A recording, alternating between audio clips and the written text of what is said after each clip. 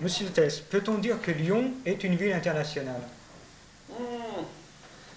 C'est une bonne question. Je crois qu'on ne peut pas dire que Lyon est une ville internationale. On peut dire que Lyon est placé dans un certain nombre de réseaux internationaux par ses différents acteurs, que ce soit les entreprises, que ce soit les centres de recherche, que ce soit les réseaux politiques.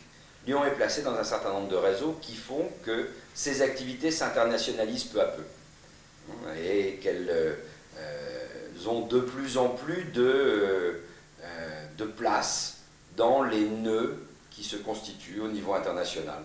Alors, bon, prenons l'exemple de l'université.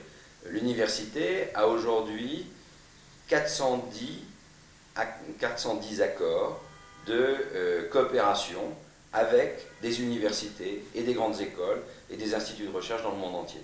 Donc de ce point de vue, on peut dire que Lyon est aujourd'hui placé dans le réseau international universitaire. Lyon est depuis longtemps une ville internationale, effectivement. Cela est dû essentiellement à sa position géographique au confluent de deux fleuves, le Rhône et la Saône, donc des voies de communication qui ont amené à Lyon beaucoup d'étrangers, notamment des marchands, notamment des banquiers italiens. Et il faut savoir que Lyon était international au Moyen-Âge. Les grandes foires de Lyon datent de cette époque. Et c'était même une des plus grandes foires européennes. Par ailleurs, la soie, qui a marqué Lyon, lui a donné aussi un caractère international. Parlons encore de l'imprimerie. Lyon était un centre important en imprimerie et c'est ce qui a contribué également à le faire rayonner au plan international. Justement, on dit que l'industrie s'est développée à Lyon grâce à la proximité de l'Italie et de la Suisse. Bien sûr, de l'Italie surtout, puisque le commerce avec l'Italie était important. Et surtout, l'Italie a apporté à l'époque de la Renaissance une richesse naturelle avec l'arrivée de nombreux banquiers italiens. Le plus ancien quartier de Lyon, le Vieux Lyon, comporte un grand nombre de bâtiments construits par des marchands italiens, n'est-ce pas? Exactement. Et il faut savoir que Lyon s'est développé à partir de la colline de Fourvière. Tout d'abord, Lyon était installé en haut de la colline de Fourvière, avec une ville romaine extrêmement connue à l'époque, Lugdunum, en latin Lugdunum, et petit à petit est descendu sur la plaine de la Saône, et il y avait là une terre d'alluvion avec un plateau, un bord de Saône important, et la ville s'est développée à partir de là. Donc à cette époque de la Renaissance, il y a eu un développement extrêmement important de Lyon à partir notamment de banquiers italiens et de marchands italiens. Est-ce que Lyon reste en 1990 un grand centre banquier avec une renommée internationale? On ne peut pas comparer le centre banquier de Lyon avec celui de nos voisins comme Francfort ou Londres, bien sûr que non, ni Paris, mais c'est une place financière qui prend toute sa dimension avec une bourse notamment importante où ce qu'on appelle le second marché a une grande importance. Et je crois que Lyon est appelé à jouer un rôle important au niveau de cette bourse, du développement de la bourse à Lyon. Or, Lyon est une ville de commerce. Nous sommes sur une voie de passage. Nous sommes sur un grand couloir de circulation. Et toutes les périodes qui ont été favorables aux mouvements commerciaux, comme au XVIe siècle, ces foires, ces rencontres entre Italiens et Allemands, ce change des monnaies, cela correspondait à un développement de Lyon. Chaque fois que nous avons eu une phase favorable à cette dynamique, Lyon a prospéré. Je dirais qu'aujourd'hui, Lyon retrouve, c'est vrai, une certaine dynamique. Dans le cadre du marché commun, dans la perspective du marché unique européen, nous avons certainement une chance à jouer. En revanche, chaque fois que notre État s'est renforcé politiquement, économiquement, nous sommes anémiés. Chaque fois que nous avons renforcé le protectionnisme, Lyon a souffert. Je crois qu'on peut faire l'histoire de Lyon comme cela. Nous vivons une période tout à fait extraordinaire. La dynamique nous est donnée par l'étranger. Ce marché unique de 1993 est pour nous une stimulation incroyable. En effet, nous sommes un des rares pays d'Europe à être organisé de cette façon, aussi centralisée, où l'État pèse aussi lourd. Même l'Espagne, qui a été longtemps un pays très centralisé et qui est un pays démocratiquement neuf, a évolué beaucoup plus rapidement que nous. Les Italiens ont adopté une régionalisation tout à fait audacieuse. Je ne parle pas de la République fédérale allemande, qui, par essence, est évidemment un pays décentralisé. Eh bien, nous nous rendons compte, quand nous comparons la France à l'étranger, qu'aujourd'hui, la centralisation française est devenue un frein, un obstacle au développement économique auquel nous pouvons effectivement peut-être prétendre. Cela a peut-être été un élément favorable, cette centralisation, c'est devenu aujourd'hui un frein. Et alors à Lyon, nous en sommes conscients. Depuis le temps que nous nous plaignons de la centralisation française, les esprits lyonnais sont tout à fait conscients de cette chance qu'il faut saisir. Voyez-vous, j'ai l'impression que la nouvelle Europe, c'est l'effacement des frontières nationales. Et cet effacement des frontières nationales se fait au profit de deux échelles géographiques. L'échelle européenne et peut-être l'échelle internationale, mais enfin l'échelle européenne dans un premier sens, et puis l'échelle régionale, les régions et l'Europe.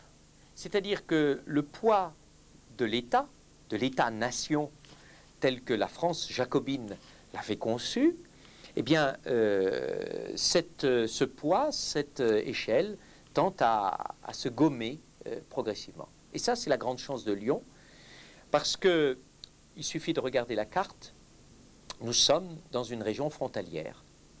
À côté de nous, nous avons les Suisses, avec lesquels nous avons travaillé rivalité et travail en même temps. Nous avons l'Italie, et puis nous avons, disons, un voisinage, sinon direct, du moins une habitude de travailler avec les Allemands. Nous sommes une grande voie de passage de l'Europe. Nous sommes sur l'isthme européen qui permet de passer de l'Europe du Nord à l'Europe du Sud. Nous avons une sensibilité internationale plus forte à Lyon qu'ailleurs, grâce à nos traditions industrielles, ces soyeux, ces banquiers, ces assureurs, ces hommes du contentieux. Donc, nous avons l'habitude de l'étranger et finalement, nous sommes assez bien placés pour profiter à fond de ce marché unique européen.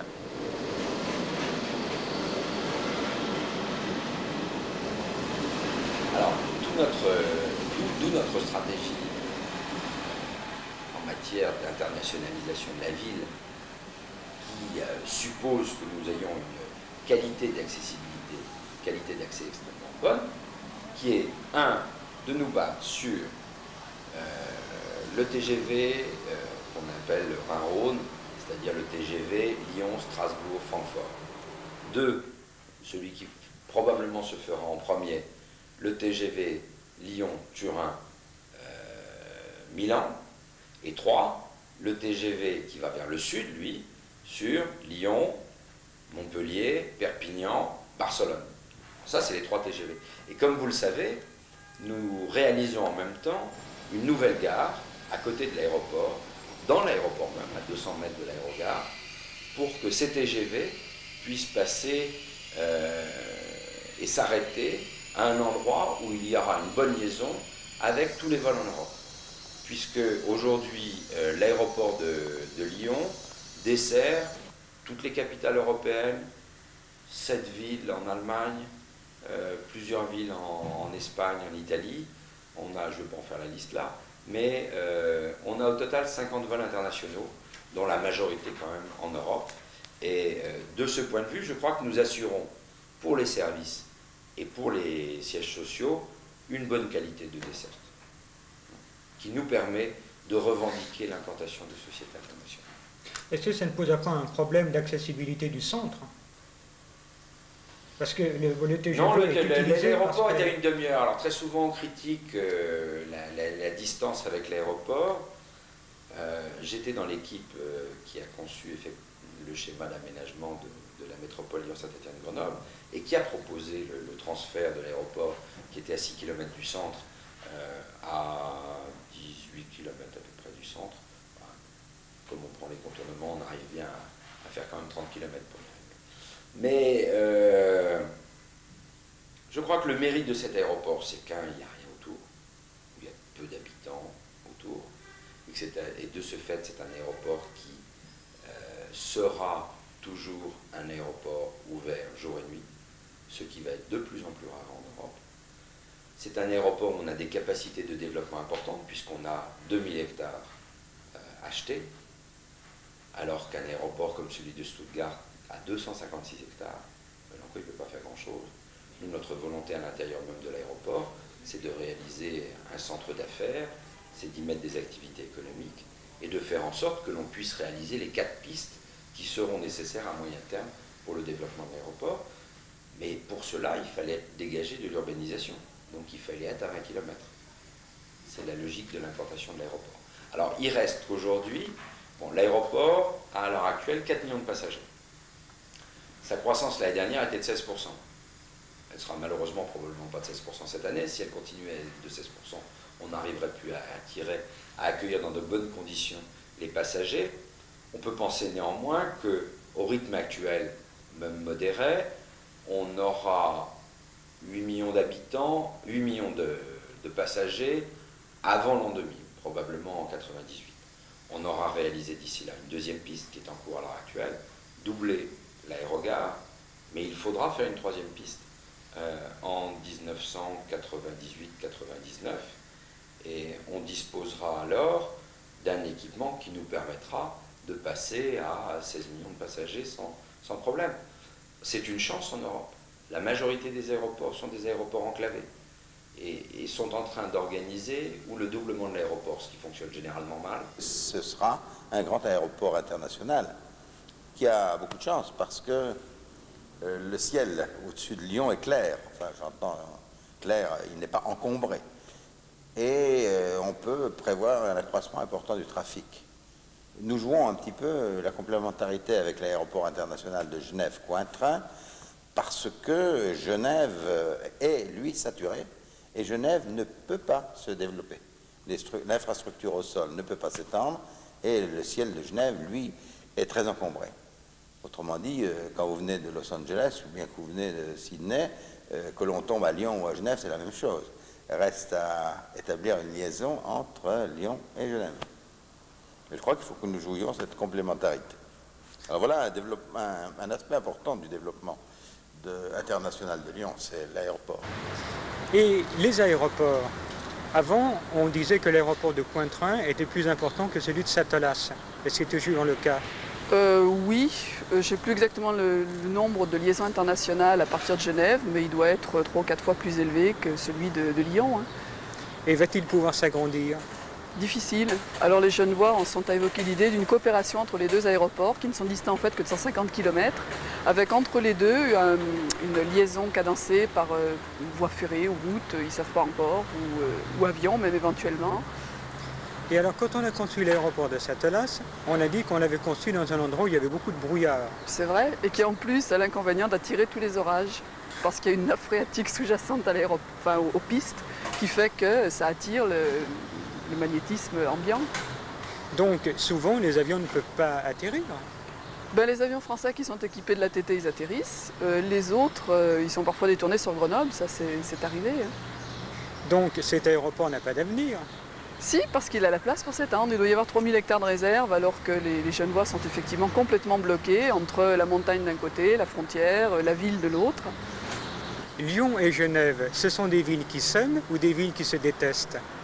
Au risque de reprendre le titre d'un film, c'est « Je t'aime, moi non plus », parce que depuis des siècles et des siècles, je crois que les deux villes se disent qu'elles s'aiment et en fait ne font rien. Il y a une rivalité qui est sous-jacente et qui transparaît loin en loin, mais que chacun des deux nie avec pas mal de volonté. Alors, quelle est cette rivalité?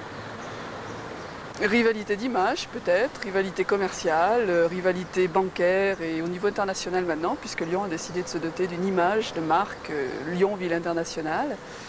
Alors, on dit que ça fait rire les banquiers genevois que Lyon veuille devenir une ville bancaire internationale. C'est vrai, seulement à Genève tout est discret, alors ils rient pas à gorge déployée, mais c'est assez feutré, mais ça les fait effectivement sourire. Parce qu'eux ont comme argument que Genève n'a pas eu à se doter d'une image internationale pour être une ville internationale, alors que Lyon avance l'image de ville internationale et n'a pas forcément les moyens de sa politique. Si l'une des deux villes était rayée de la carte, est-ce que l'autre pourrait continuer? Est-ce que Lyon peut se passer de Genève? Est-ce que Genève peut se passer de Lyon? Genève peut fort bien se passer de Lyon, c'est d'ailleurs bien l'argument des Genevois pour expliquer que la complémentarité Lyon-Genève c'est bien intéressant, mais que bon, s'il n'y en a pas, ben, c'est pas trop dommageable pour Genève. Les Lyonnais, je pense aussi, ça fait des siècles qu'il y a des relations, mais qui sont très, comment dire, très pointillistes, très épisodiques. Ben, Lyon regarde pas vraiment du côté de Genève, malgré les grandes déclarations officielles, les réalités économiques de la banque, de l'industrie, le dynamisme, il n'est pas genevois, il est espagnol, catalan et il est italien. Et ça, les responsables bancaires de Lyon ne s'en cachent pas. Toutes les demandes qu'ils ont, c'est du côté de l'Italie, c'est du côté de l'Espagne. Et l'Euro Info Center, là, où Genève est pourtant rattachée, qui donne aux entreprises des informations dans la perspective du grand marché européen de 1992. Les entreprises qui viennent poser des questions, elles les posent par rapport au marché espagnol, par rapport au marché italien et pratiquement jamais par rapport au marché suisse. Signe que Lyon regarde vers le sud. Hein. Oui, mais enfin, la Suisse est un pays qui se porte bien. La preuve, c'est que les revenus ont augmenté de 94%. Ah oui, il se porte bien, mais c'est petit la Suisse. Ça, c'est une dimension que les Lyonnais perdent de vue. La Suisse, toute la population suisse, ça n'est jamais rien d'autre que la population de Rhône-Alpes. C'est petit, la Suisse, et Genève, c'est encore plus petit. Genève, c'est un village. La ville de Genève a 163 000 habitants. Il y en a 360 000 dans l'agglomération. Les Genevois, histoire de grossir un peu, racolent maintenant le Genevois français côté département de l'Ain et côté département de la Haute-Savoie. Ils arrivent comme ça à 550 000, mais c'est jamais, même comme ça, c'est jamais que la moitié de Lyon. Alors Genève se vend bien, tout le monde prend la ville pour une capitale. Bon. Et il y a effectivement une ambiance de capitale, il y a des magasins de luxe, il y a des représentations consulaires, il y a une fonction internationale, mais Genève c'est petit et la Suisse c'est petit comme marché. Et les industriels un peu dynamiques qui veulent exporter, ils visent le marché espagnol qui est en plein développement et où l'augmentation des revenus n'atteint peut-être pas celle de Genève, mais où il y a plus de gens en nombre, donc un marché potentiel plus important, et ils visent l'Italie pour des raisons un peu identiques. Et puis l'Italie et l'Espagne, c'est la CE, Genève, c'est pas la CE. Et la Suisse n'est pas la CE. Est-ce que c'est vrai que tous les Lyonnais rêvent en secret, bien entendu, de devenir des Suisses? Ils peuvent toujours rêver, de toute façon, c'est tellement difficile d'avoir la nationalité suisse, sauf si on s'appelle Noah, qu'est-ce qu'il y a encore, enfin Montan, non pas Montan, mais il y en a d'autres là. Simenon et les autres qui ont fini Delon, enfin qui ont fini par avoir le droit de s'installer en Suisse parce qu'il faut voir, il y a des frontaliers disent en riant on a le droit de passer une nuit chez une copine genevoise, mais au bout d'une semaine on a le contrôle de l'habitat sur le dos, tellement c'est difficile de s'installer. Oui, c'est vrai. Mais les Lyonnais ont-ils raison de rêver d'être Suisses? Ils ne peuvent pas, mais ont-ils raison? Est-ce qu'on peut envier les Suisses? Est-ce qu'on peut envier les Genevois? Qu'ont-ils de mieux que les Lyonnais? De mieux, un niveau de revenu supérieur sans doute, une qualité de vie qui est celle de Genève, qui a effectivement c'est d'ailleurs le côté mis en avant par les Genevois quand ils veulent se vendre leur image de marque. C'est une petite ville avec tous les charmes d'une petite ville, on se promène à pied, etc.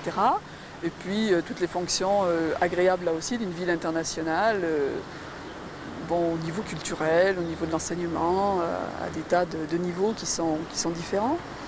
Alors rêver de s'installer en Suisse, oui, c'est mieux que Lyon, je ne sais pas. Après, il y a un chauvinisme local qui fait que...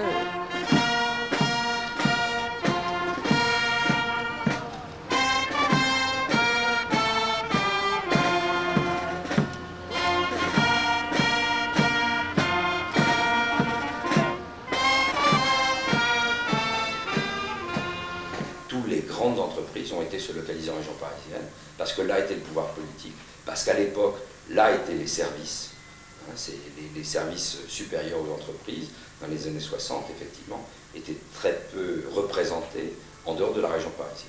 Et tout l'effort que nous avons fait depuis 20 ans, ça a été de renverser le système du point de vue économique.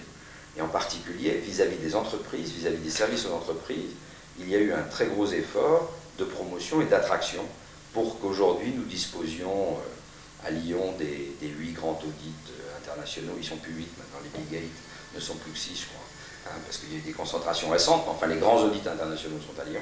Les grandes sociétés de publicité sont aussi à Lyon. Et donc on peut travailler aujourd'hui à partir de Lyon. Et le montre des implantations comme celle de Rhône-Poulenc-Agrochimie, dont la direction générale est à Lyon, et dont le siège lyonnais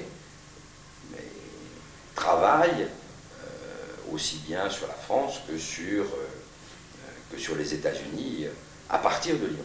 Et ça a été la preuve que nous avons dû apporter pour que nous puissions aujourd'hui souhaiter et être bien placés pour attirer de nouveaux sièges sociaux. La dernière preuve que nous avons apportée en ce domaine, c'est très clairement l'attraction à Lyon du siège social d'Interpol, du quartier général mondial d'Interpol, qui était localisé à Paris et qui est venu à Lyon. C'est une preuve qu'on peut fonctionner au niveau international à partir de Lyon. Mais c'est une preuve que nous avons à faire en permanence, parce qu'il y a une telle culture française tournée sur la centralisation que nous avons aujourd'hui en permanence à prouver que nous sommes bons. Puis plus récemment, un autre organisme international s'est installé à Lyon, sur le quai du Rhône cette fois, c'est Interpol, c'est-à-dire le service international des polices, et cela donne à Lyon un caractère tout à fait international. Bon, je ne sais pas si vous êtes au courant des projets, mais dans un autre ordre d'idée, on va construire sur la partie sud de la ville, dans le quartier de Gerland, un lycée international qui va répondre un petit peu à la demande de tout ce qu'il y a d'international à Lyon maintenant. Bon, de nombreuses familles sont installées ici, il leur faut trouver un lycée d'accueil pour leurs enfants, dans leur langue, que ce soit en allemand, que ce soit en anglais, ou que ce soit en italien ou en espagnol. Justement, Monsieur Maréchal, je suis souvent étonné d'entendre très souvent parler anglais dans les rues de Lyon. Y a-t-il une communauté anglophone importante? Non, je ne pense pas qu'il y ait une communauté anglophone importante, mais il y a un consulat de Grande-Bretagne qui fait beaucoup de choses, notamment avec une bibliothèque anglaise qui est importante. Il y a un consulat également des États-Unis qui est un consulat important, avec là aussi des ressources documentaires en anglais, que ce soit des livres ou que ce soit des films, et je pense que ça peut contribuer. Maintenant, il y a un passage obligé à Lyon d'un certain nombre d'Américains notamment. Nous avions un vol, je dis nous avions parce qu'il va disparaître au mois de juin, un vol direct entre New York et Lyon avec American Airlines. Il restera un vol avec Air France en New York direct. Bon, ça contribue évidemment au développement des relations internationales. C'est peut-être pour ça que vous avez entendu parler anglais dans les rues.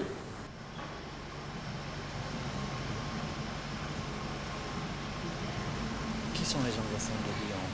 Quand même des cadres supérieurs, ou des étudiants ou des professeurs, mais en grande partie des gens, profession libérale, cadres supérieurs. Donc ils sont là pour le travail? Oui, ils sont là pour le travail. De compagnies internationales peut-être? Oui, compagnies internationales, parce que plusieurs compagnies de la région lyonnaise, comme Rhône-Poulenc et Mérieux, qui sont d'origine lyonnaise, sont d'abord devenues de grandes firmes françaises, et maintenant sont des firmes internationales. Et ils font venir régulièrement beaucoup d'Américains, quand même essentiellement des Américains, pour travailler sur les lieux en France et notamment à Lyon. J'étais à Chicago il y a 15 jours à la réunion des parcs scientifiques mondiaux, où j'ai rencontré un Néo-Zélandais. Eh bien, je suis tombé sur quelqu'un de Saint-Louis, qui est dans un grand cabinet international. Il est chez Price ou chez Pitt Marwick, l'un des deux. Bon, alors Lyon. Et c'est la ville jumelle? Oui, alors c'est la ville, oui, tout à fait. Et c'est la ville jumelle. Saint-Louis du Missouri. Bon, je ne connaissais pas du tout. Alors il a fallu que je lui situe. Alors j'ai dit par rapport à Paris, la Côte d'Azur, Genève. Alors ça allait. Bon, on rencontre effectivement des gens qui connaissent peu, ou pas du tout Lyon, parce qu'ils ne sont pas placés dans un réseau qui situe Lyon au niveau international. Je crois par exemple que dans le domaine médical, les chercheurs dans le monde entier arrivent à peu près à localiser Lyon. Enfin, s'ils sont en neurosciences, tout le monde connaît, enfin, tous les grands chercheurs en neurosciences connaissent Jouvet à Lyon. Hein. En urologie pareillement, ou en néphrologie, je pense qu'il y a des domaines, il y a même un professeur Sassard qui est absolument fabuleux, qui a fait le rat de Lyon, qui est un rat hypertendu. Alors vous savez que pour avoir un rat hypertendu, il faut croiser des rats, puis on les croise pendant 15 ans, puis au bout de 15 ans, on a un rat qui est vraiment hypertendu, et c'est extraordinaire pour faire des expériences. Ben, on a un rat lyonnais qui est une catégorie de rats qui est recherchée dans le monde entier. Ce sont les rats hypertendus du professeur Sassard, qu'il a appelé non pas les rats de Sassard, parce qu'il trouvait quand même, mais les rats de Lyon, ça le faisait bien. Bon, alors il y a des domaines comme ça où on est connu. Et puis il y en a effectivement où on est moins connu. Alors il arrive que les images, je crois que l'on a, pour revenir à votre question, les images que l'on a, je crois qu'on les a dans certains domaines scientifiques. Hein.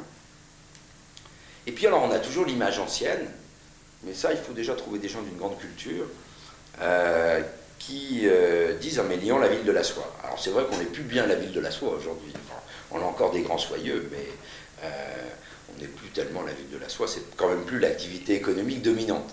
Mais on rencontre encore des gens qui ont comme image Lyon, la ville de la soie, Lyon, la ville du commerce et de la transformation de la soie, parce qu'on avait des gens qui vendaient dans le monde entier la soie traitée en région lyonnaise et tissée en région lyonnaise. Bon, il y a une deuxième image aussi qu'on a et qui fait qu'on a quand même beaucoup d'Américains, beaucoup de Japonais, beaucoup de personnes du monde entier qui viennent. C'est l'image de la gastronomie, ça c'est clair.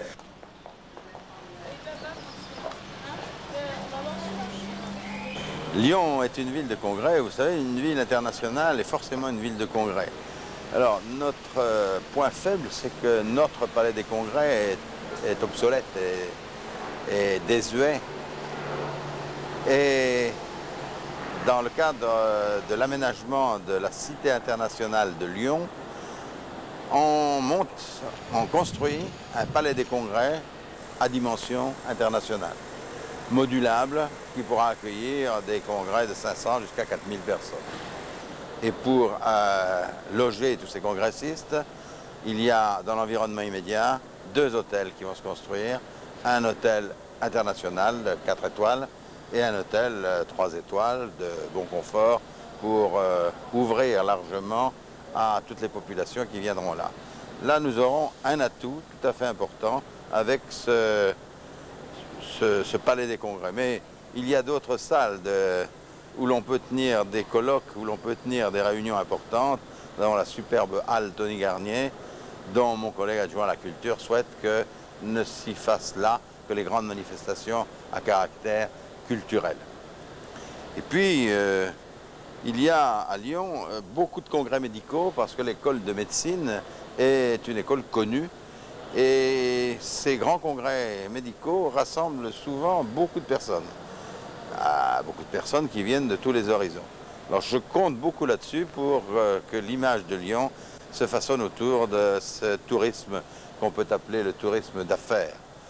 Nous avons également un parc des expositions qui est important puisque Eurexpo est un des plus grands parcs européens d'exposition. Il a contre lui d'être un peu loin de Lyon puisqu'il est près de l'aéroport de Satolas et il faut lui trouver des moyens de liaison. Mais là, nous avons également une belle structure. L'objectif, c'est bien de plus en plus de choisir des manifestations de type international. Plus Lyon se développera sur ce plan-là, plus nous pourrons choisir des manifestations internationales. Est-ce que Phil Collins est international? J'imagine. On va très très loin, on dépasse de très très loin même le plan national. Nous sommes allés au Festival d'Édimbourg avec 2 très grands spectacles, Péléas et Mélisande et l'Étoile. Nous sommes allés en Pologne, créer Péléas dans la version scénique en Pologne. Le ballet, je vous l'ai dit tout à l'heure, parcourt le monde entier. Nous étions à Brisbane, à Singapour, à Taïwan, Tokyo, 2 fois New York, toute l'Amérique du Sud. Nous retournons encore en Asie. Nous avons ouvert l'année de l'Inde. L'année de la France en Inde, c'était le ballet de l'Opéra de Lyon. Et nous sommes invités en 92 au Festival de Tokyo pour présenter la production de Butterfly que nous avons fait cette année, réinvités à Édimbourg l'année prochaine. Je dirais que le problème de l'Opéra de Lyon, c'est d'avoir suffisamment de temps dans son planning et d'argent, bien entendu, parce que ces déplacements coûtent toujours beaucoup d'argent, pour satisfaire aux propositions et aux invitations que nous avons. Mais nous avons beaucoup de demandes pour présenter nos spectacles à l'étranger. Voilà, c'est ça. Maintenant, au niveau de la vente que nous présentons ce soir à 17h et à 20h, effectivement, vous avez des œuvres majeures, comme notamment la pièce maîtresse de cette vente, qui sont les clowns et musiciens de Bernard Buffet, qui est une œuvre importante, qui est une œuvre, à mon humble avis, de musée, non seulement par le thème, non seulement bien sûr par la date, mais aussi par la dimension. À côté de ça, bon, bien sûr, vous avez aussi d'autres œuvres importantes, comme des tableaux de Dali, des tableaux de Renoir, de Pissarro, de Kissling et d'autres grands maîtres. J'ai été obligé d'organiser ma vente à 17h pour les œuvres les plus importantes parce que je suis obligé de tenir aussi du décalage horaire. Il sera minuit au Japon et sur la côte est des États-Unis, il sera, je crois, 11h, sauf erreur de ma part. Et effectivement, toutes les lignes de l'étude, je crois qu'il y a 15 ou 18 lignes, je crois qu'elles sont toutes bloquées. Je crois que je suis obligé de demander un raccord supplémentaire pour que les amateurs puissent suivre la vente. Et vous pensez que dans quelle proportion ces œuvres vont partir à l'étranger? Écoutez, ça je ne peux pas vous le dire à l'avance, mais je pense que ça va représenter entre 50 et 55%. Je crois que oui, 50-55% des œuvres, en tout cas des plus importantes, partiront sur l'extérieur. On a toujours dit que Lyon était capitale gastronomique, donc grâce à Pierre Orsi et d'autres grands chefs également. Lyon, capitale de la soie, bien sûr, capitale des Gaules, évidemment. Ben, j'espère en faire une seconde capitale du marché de l'art français, bien sûr, non pas en concurrence avec Paris, parce que Paris n'est pas, on ne peut pas rivaliser d'une façon équivalente, puisqu'il y a, je vous ai dit, à peu près 100 ou 120 commissaires-priseurs, il y a le groupe Drouot également. Mais je compte faire de Lyon, grâce aussi à Lyon Brotteaux, une place importante et crédible sur le marché de l'art français.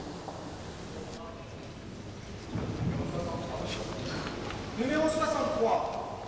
Et on s'aperçoit aujourd'hui, la dernière enquête que nous avons faite le montre bien, que les phénomènes d'image sont de plus en plus importants. C'est-à-dire qu'il y a les critères objectifs. Et puis il y a l'image que l'industriel, que le responsable de l'entreprise a de la ville bien avant qu'il ait pensé à quelques projets d'implantation. Et c'est là-dessus que nous allons travailler maintenant. Et à ce moment-là, c'est pas tellement... Alors ça peut être dans le domaine économique qu'il faut travailler, mais c'est autant dans le domaine culturel. Quand on fait une biennale de la danse entièrement tournée sur les États-Unis, où on va inviter, je ne sais plus, 45 troupes, je crois, en 3 semaines, bon, on joue une image culturelle d'ouverture internationale. Quand on fait un nouvel opéra, la même chose, on joue une image culturelle internationale. Quand on met 350 millions de francs dans le musée Saint-Pierre, qui est le musée de peinture, on joue l'image internationale de Lyon à moyen terme.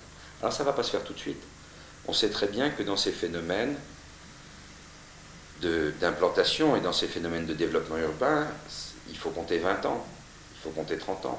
Ben, nous avons surtout des échanges avec nos grandes villes jumelles, c'est-à-dire Francfort d'abord. De nombreux lycées sont jumelés, de nombreux lycées lyonnais sont jumelés avec des lycées de Francfort. Et le mien, par exemple, puisque je suis aussi proviseur du lycée du Parc à Lyon, le mien est jumelé avec un lycée de Francfort qui est Lessing Gymnasium. Et dès demain, d'ailleurs, 50 élèves du lycée du Parc se rendent à Francfort pour 3 semaines chez leurs homologues du Lessing Gymnasium. Et puis la ville de Lyon organise des échanges scolaires avec la ville de Francfort. Et nous avons chaque année un certain nombre d'élèves également qui partent avec l'organisation de nos cités. Avec Birmingham, pour citer Birmingham, je signale que c'est la plus ancienne ville jumelée avec Lyon et nous allons fêter l'année prochaine le 40e anniversaire de la ville. ce qui est de nos villes, ce qui est tout de même une période assez longue pour qu'on puisse penser que le mariage est arrivé à maturité.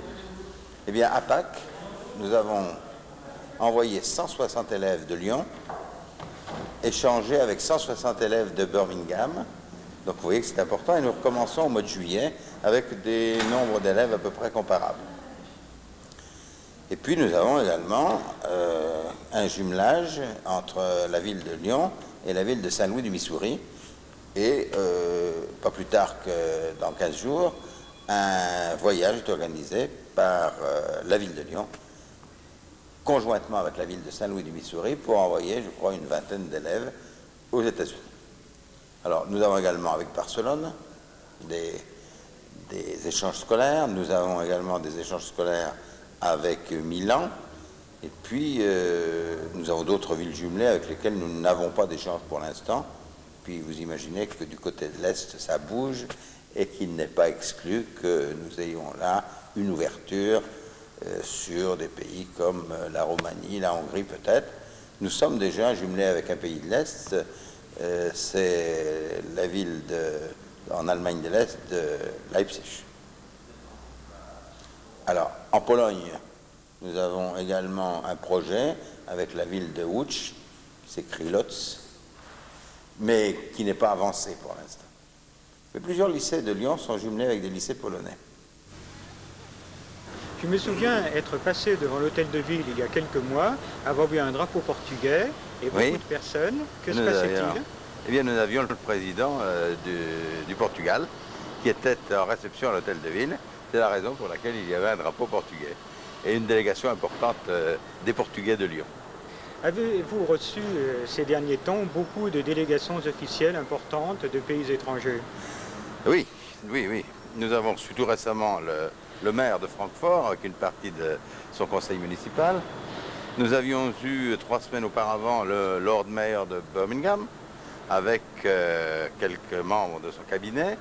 Nous avons eu le maire lors des entretiens, Jacques Cartier, le maire de Montréal. Nous avons eu le président donc du Portugal et puis d'autres.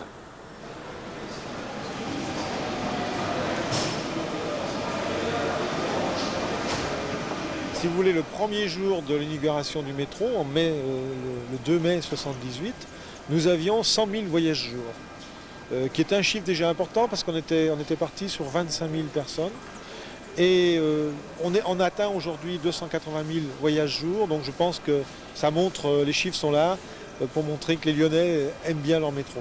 Et puis, puisque vous êtes là, c'est vrai, le métro a beaucoup contribué à faire connaître Lyon, puisque dans ma fonction, je reçois des gens du monde entier, aussi bien du Japon que des États-Unis, que de Suède, que d'Afrique noire, ou du Brésil, enfin d'Amérique du Sud, qui viennent voir notre métro d'abord, et qui découvrent également ce dont on parlait ce matin, les centres d'échange et différents équipements, le trolleybus. Et je pense qu'à ce niveau-là, tout doucement, on a un rayonnement quand même qui est réel, notamment au niveau des professionnels du transport. Je crois que c'est une réalité. Lyon, disons que quand les pouvoirs publics ont décidé que Lyon, enfin, ont eu cette volonté de faire de Lyon une ville internationale, c'était un des buts de doter Lyon d'un métro très performant. Et chose qu'on n'a pas encore vue, puisqu'on va descendre au métro tout à l'heure, vous découvrirez que ce métro n'a pas de barrière d'accès, qu'il est pratiquement libre. Je ne dis pas qu'il est gratuit, mais je dis qu'il est libre d'accès, c'est-à-dire que l'idée des élus était que les gens puissent accéder au métro comme quand on va prendre sa propre voiture, c'est-à-dire les mains dans les poches. Il n'y a pas de barrière qui vous empêche avec votre valise ou votre caddie ou votre poussette avec les enfants, qu'il n'y a pas de gêne. Donc il y avait cette idée-là, une idée de confort, de modernité. Il a été fait par un designer. Et là aussi, je pense qu'il est un des atouts dans Lyon Ville Internationale.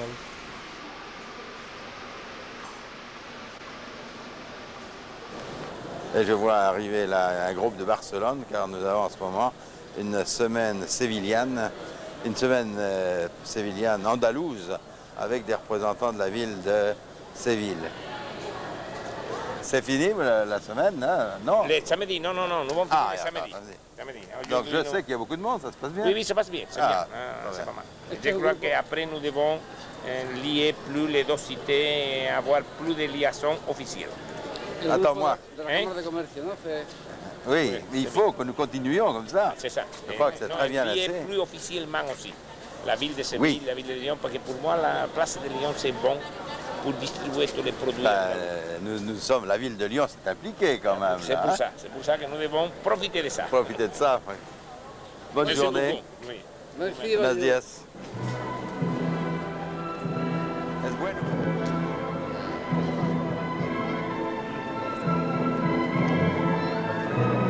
Bien écoutez, vous parlez de la fête de musique, c'est vrai que c'est une fête nationale, mais vous savez, Lyon, on entend souvent dire que Lyon, en tout cas par les Lyonnais, que Lyon est une ville internationale. C'est en partie vrai et c'est en partie faux. Et je crois que les Lyonnais en prennent de plus en plus conscience et je pense que les nouvelles générations ont fait le pari de rendre Lyon véritablement cité internationale et c'est pourquoi de plus en plus d'initiatives sont prises par les jeunes. Et c'est pourquoi il y a une floraison de manifestations de tout style, de toutes sortes, qui viennent effectivement faire vivre la cité, lui donner un rayonnement qu'elle n'avait peut-être encore pas tout à fait jusque-là. Et pour ma part, je suis ravi que vous ayez constaté cela. Et je pense que de nombreux Lyonnais vont persévérer dans ce domaine pour faire vraiment que le rayonnement aille très au-delà des frontières nationales, évidemment, mais de l'Europe tout entière, évidemment. Je crois que l'image de Lyon s'est modifiée, mais elle a mis déjà 20 ans pour se modifier. Et il lui faudra probablement 10 ans pour accéder à une image internationale.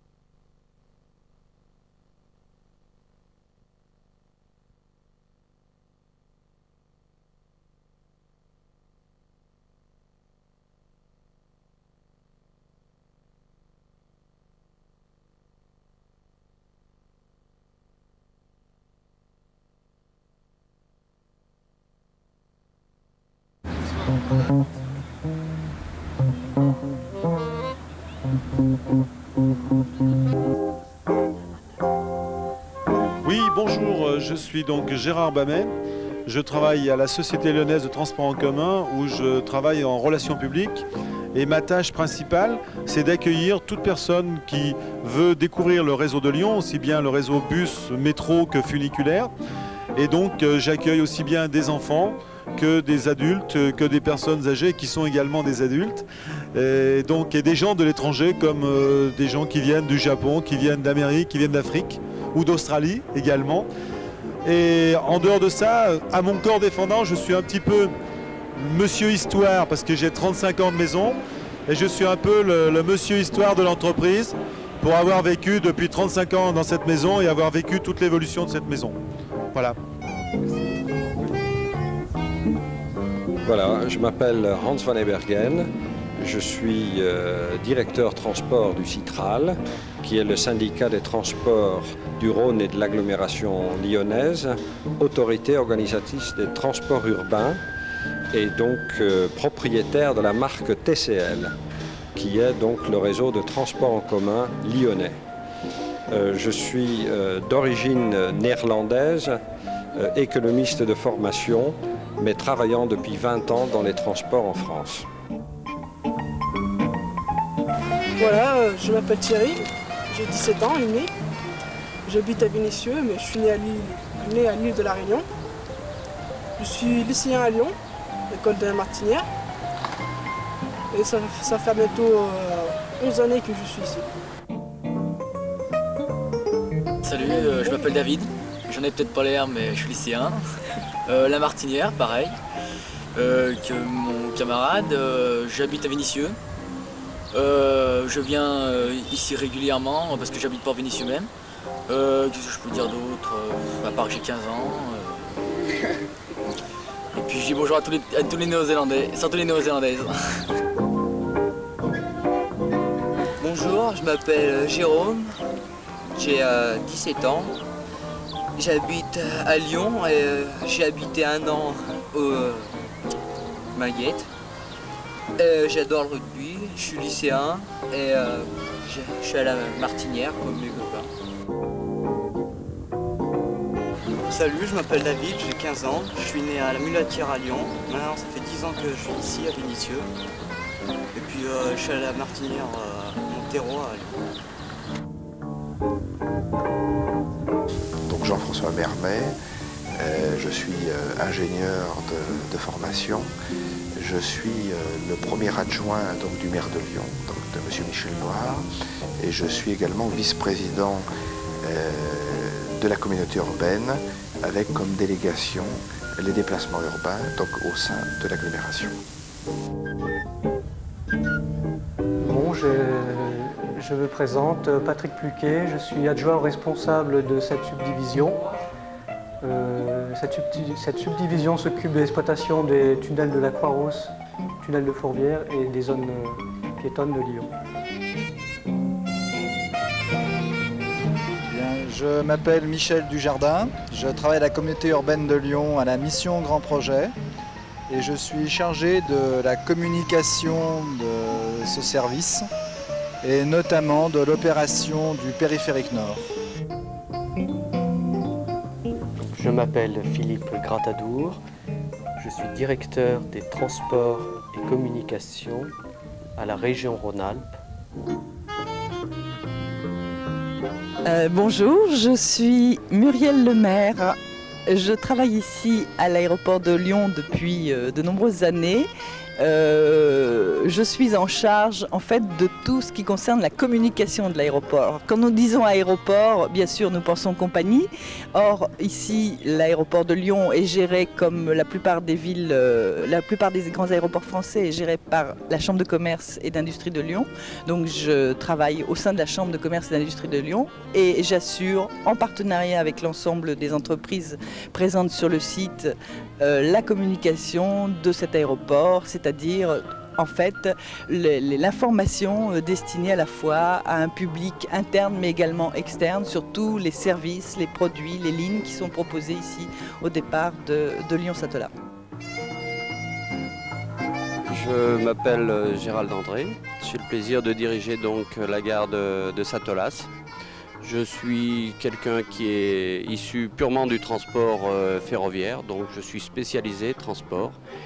Puis bon, la diversité des tâches transport nous amène sur des métiers de direction de gare.